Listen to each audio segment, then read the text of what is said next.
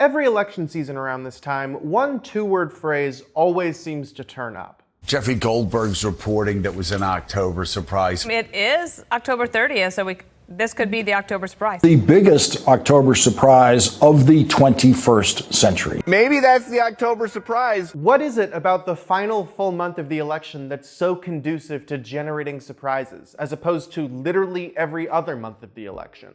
Has there already been an October surprise in this election, or will we only know that once the election's over? And most importantly, what can the idea of an October surprise tell us about the voting behavior of millions of Americans?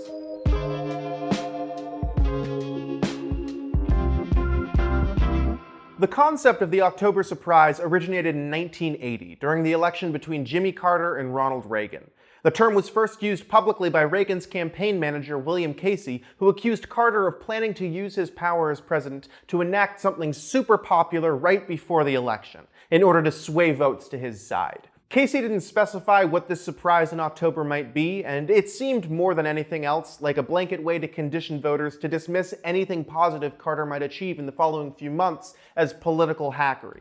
However, Casey hinted at the possibility of Carter fixing the situation in Iran, where American diplomats and citizens were being held hostage, which you can learn all about in the hit Ben Affleck movie Argo, available now on Blu-ray and DVD. Argo.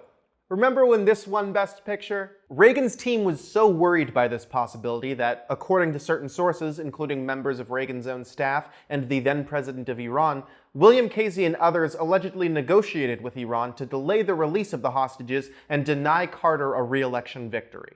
So that fun term that every news outlet throws around during this stage in every election cycle actually comes from that one time that a presidential candidate maybe made a deal with a foreign government to keep American citizens hostage for longer just so he could become president. Crazy how that one stuck. Nowadays, though, the term has morphed to mean basically any new piece of information that comes out in the final month of the election, which might sway voters toward or away from certain candidates. Recent examples include the Access Hollywood tape in 2016, or the Department of Homeland Security accusing Russia of interfering with the election in 2016, or James Comey's letter to Congress that the FBI would be further investigating Hillary Clinton's emails in 2016. Man, that was just a real mess of an election year, wasn't it? And now we've reached the end of October. Only a few days remain until Election Day, and more than 50 million people have already cast their ballots. So what could this year's October surprise possibly be? Early guesses seem to pin the blame on Hurricanes Helene and Milton, which devastated communities in the Southeast earlier this month, particularly in Florida, Georgia, and the Carolinas.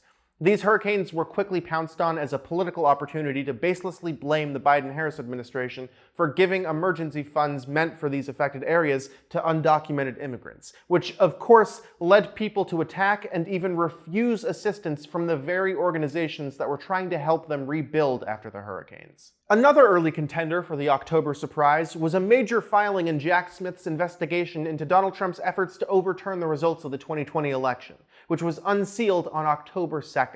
As you may remember, the Supreme Court previously ruled that Trump has some immunity from prosecution for official acts committed as president. So this new filing was meant to bolster Jack Smith's investigation by providing evidence for actions committed outside the scope of executive powers. Now, there is typically an unwritten rule that federal prosecutors refrain from making developments in cases that might influence the election in the 60 to 90-day period before Election Day, and don't worry, Trump has already made sure to complain about that specifically. But that's not like a hard and fast rule, and it's not always followed. In 2016, James Comey announced his investigation into Hillary Clinton's emails 11 days before Election Day. So presumably, it's okay to break that rule just as long as you write a book 2 years later saying how sorry you are. And either way, it doesn't really seem to matter because everybody seems to have already forgotten about this huge collection of evidence accusing Trump of trying to overturn an election in the span of like a few weeks. A late addition to this ensemble of October surprises was Trump's recent rally at Madison Square Garden, which featured a lot of incendiary rhetoric from many speakers, the most damning apparently being a joke calling Puerto Rico an island of garbage. I don't know if you guys know this, but there's literally a floating island of garbage in the middle of the ocean right now. Yeah. I think it's called Puerto Rico. And this one has sparked perhaps the most intense debate of any of these potential surprises, and might be the strongest contender for an October surprise that actually impacts the outcome of the election, considering how much Republicans are trying to backpedal from this moment.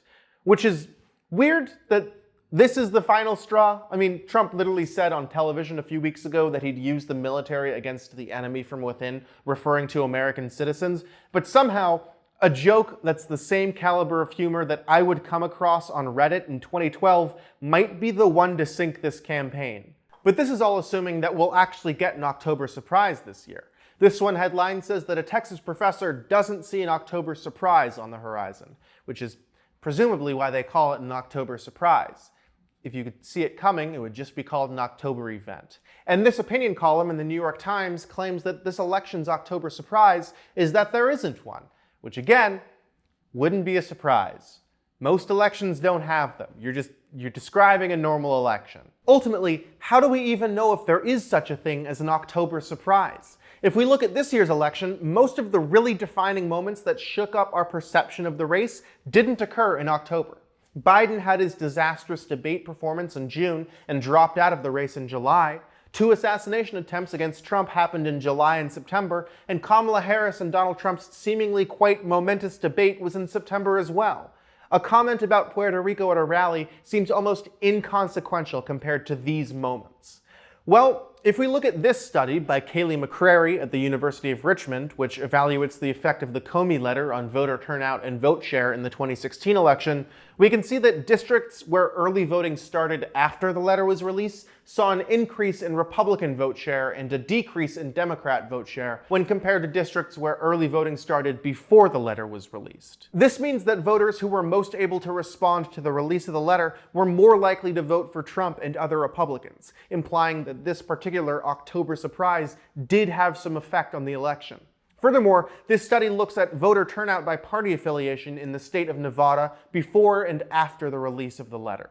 Turnout among registered Democrats decreased in the week after the letter was released, while turnout among registered Republicans and independents increased. This means that the primary effect of an October surprise is likely not people changing their minds on who to vote for, but the mobilization or discouragement of voters from certain parties to turn out in response to late election information. In short, most of the things that news outlets like to push as potential October surprises probably aren't. I'm sorry, I don't think enough Americans are reading the latest numbers from the Consumer Confidence Index for it to make a sizable dent in voter turnout.